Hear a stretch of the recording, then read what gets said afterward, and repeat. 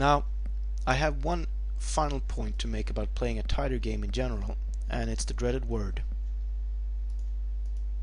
tilt. We all tilt. Hopefully not often, but I don't think anyone is free of it.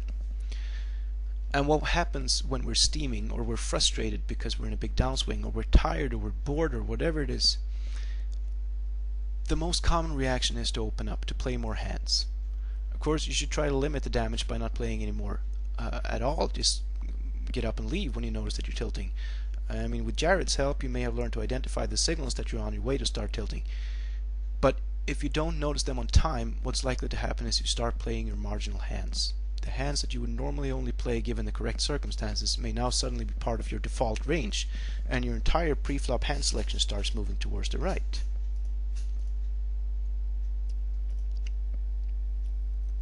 You see what I mean? So now we compare this to a looser player than myself,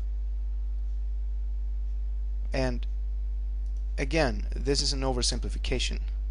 Tilt doesn't just affect your pre-flop decisions, and I'm not trying to suggest that when I tilt I'm going to play as well as a loser regular playing his A game.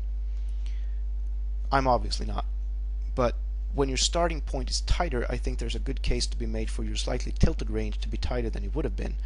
And with stronger hands pre-flop, it's a little less expensive to make big mistakes post-flop. So let's turn our attention elsewhere. This mostly wraps up what I wanted to say about playing a tighter game if you're multi-tabling.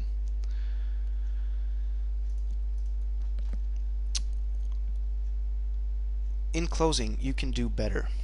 I think many players are stuck with the mentality of thinking that 5 big blinds per 100 or whatever is a great win rate, and I think that it hampers their potential.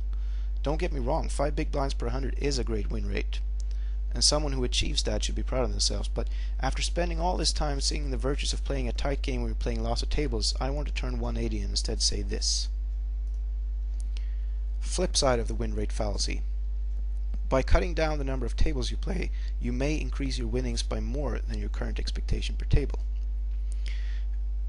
Because unless you're at a stage in your learning where an extra second or two spent on difficult decisions won't make a difference to you, maybe you have your strategy down so pat that you don't need to think about it, is what I mean, then it should be obvious that you can achieve a higher win rate by cutting back your tables.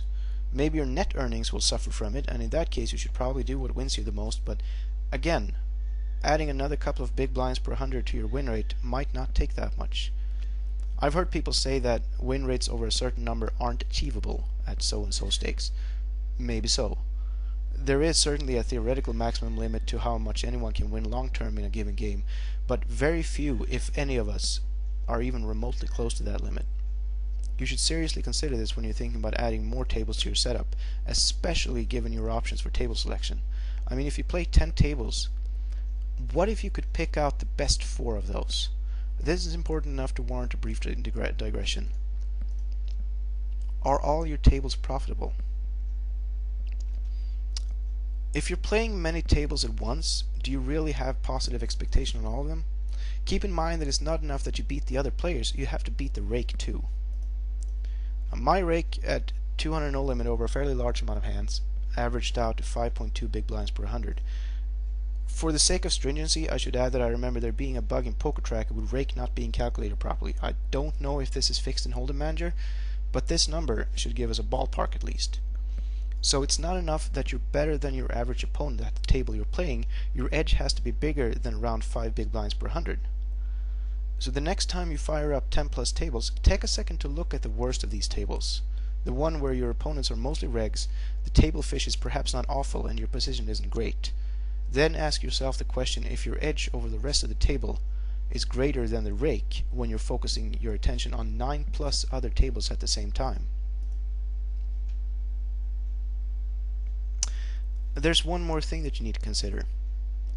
Even if you decide that your edge while playing 10 tables is enough to beat the toughest of them, that's not enough to make that 10th table your best option.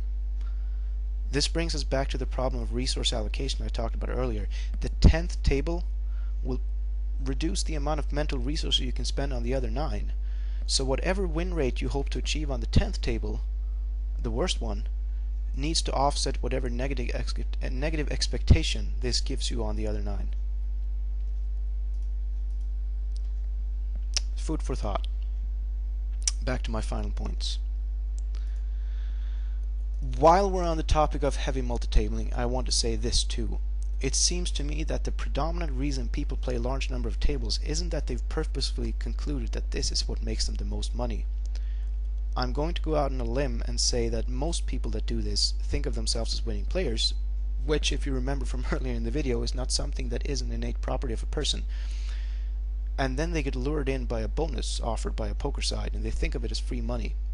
So they fire up a few more tables and play longer sessions, and I'm guessing they do this without really considering if it hurts their monthly net total. Prop bets, bonus chasing, and races for supernova or equivalent can be a really bad idea, is the point here. I mean, so many players seem to be desperately trying to clear a bonus within a certain time or achieve some rank or another at the sites they're playing. And the way the bonuses and rewards are set up, they will almost always be only a very small part of the net earnings of a good player.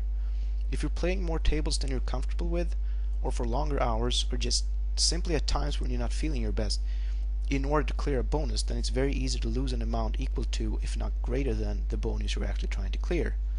So treat bonuses as what they are, bonuses, instead of treating them as your actual goal. I think you'll be a much more harmonious player. As a side note, by the way, I've also seen people reason that playing very large volumes is good because it makes downswings manageable.